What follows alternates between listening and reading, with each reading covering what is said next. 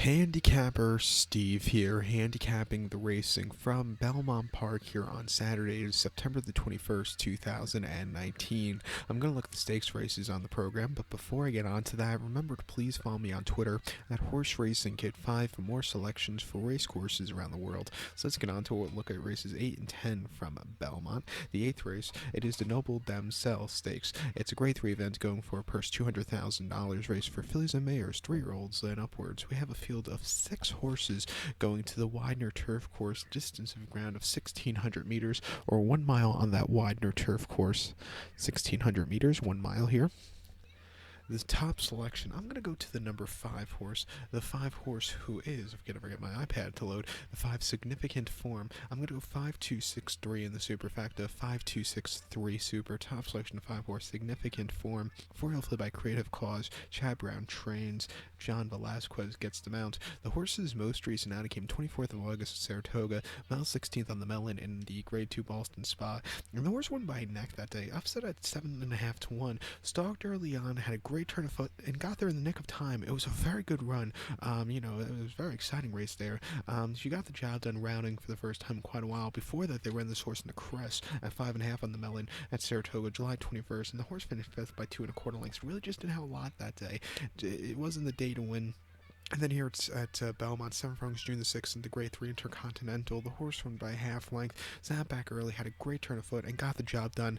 This horse likes running on this turf course, 4-2 on it. She's finished in the either first or second 3 times here, so she has, she's only finished basically once out of the money here on the Widener at Belmont. I came a few years ago, but other than that, she's been, like I said, she's been very nice.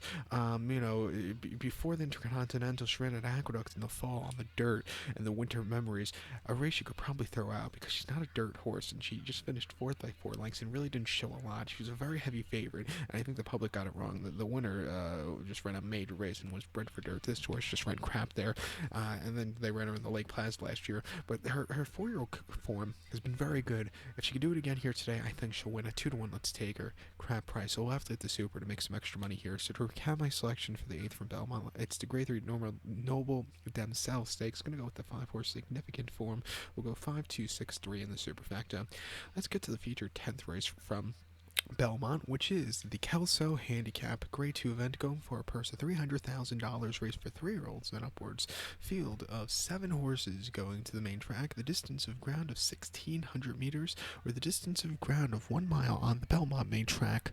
1,600 meters, 1 mile here. And the Kelso, I always remember it being a mile on the Widener Turf Course, but about 10 years ago or so, they changed it to the main track, which makes it a good race, but still, we're lacking a good, turf mile in the fall here at Belmont. So it's, we took a race to create a new race, but we never really replaced that race. Maybe next year they'll add a turf mile. But the top selection here on the Kelso, I'm going to go with the number 5 horse here, Prince Lucky, and I'm going to single him on the multis. I'm going to go 5236 in the superfecta, 5236 super. Top selection of 5 horse, Prince Lucky, 4-year-old again by Corinthian. Top Pletcher trains John Velasquez, trying to go for a stakes double. Gets the mount. The horse's most recent outing came here at Belmont on the 7th of July, mile 16th at a state dinner. Very warm afternoon. The horse finished won that day by 1 3/4 lengths. Entered him as 102 buyer, his 3rd triple-digit buyer of the year. And he sat on the front end almost all throughout. And he was a little bit wide, but he got the job done. He's down a little bit late. It was a very good run for him. It wasn't the toughest group in the world, but like I said, he got the job done. Before that, they ran him in the mile at Belmont, 1 mile, June the 8th, and he finished 9th by 15 3/4 lengths. I did have some money on him, quite a bit of it, and my God, was I wrong, because this horse was wide and hit the wall, and God, I was wrong that day. It just wasn't his day to win. And then the Westchester at Belmont, the slop 1 mile, May the 4th. The horse finished 6th by 13 3/4 lengths. Both of his worst races have come on sloppy goings, and I just don't think he liked it there. And at even money, he just didn't show a lot. He'll either run a big race or when everybody's not, a big race or a crap race. Sometimes when everybody's watching, he won't run, or when nobody's watching, he'll run.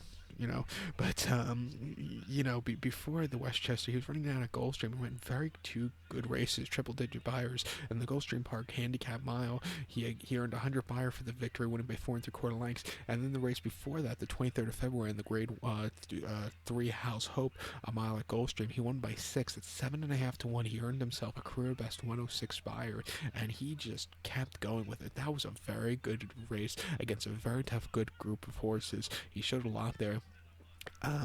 Coming here, less quality race against not the world's toughest Kelso. Been training well at 2 to 1. Let's take him. Everything points to him here. So to recap my selection for the 10th from Belmont, the Grade 2 Kelso Handicap. Let's take the 5-horse Prince Lucky. We'll go 5, 2, 3, 6 in the superfecta. So good luck to all. Please follow me on Twitter at HorseRacingKid5. Good luck, everyone.